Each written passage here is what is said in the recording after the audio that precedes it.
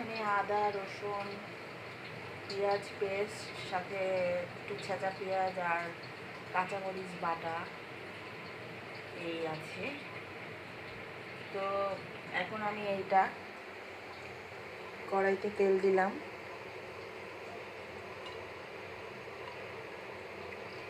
আচ্ছা, দেওয়ার পরে আমি এখানে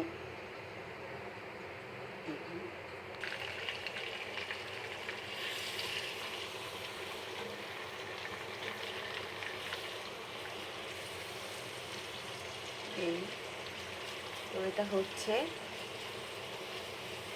এই এটা হচ্ছে এই একটু হলুদ জিরা তো এখানে আমি এগুলো দিয়েছি।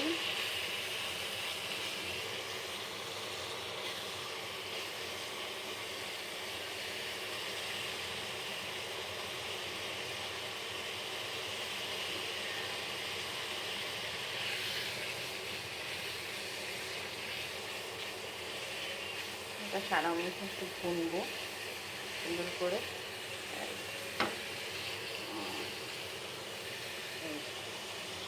রঙটা আসলে এসেছে এরকম, এই হলুদের বেশি, কিন্তু এটা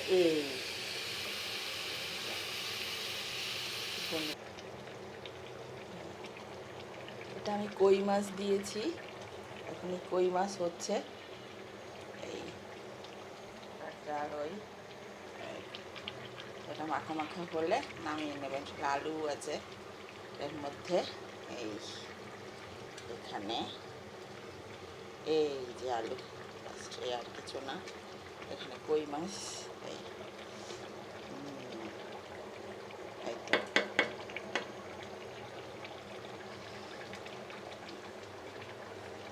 এখানে এটা ঢেকে দিই, তো এটা হতে থাক। এই আমার কই মাছ ভাজা শেষ, এই হয়ে গেছে কই মাছ। এই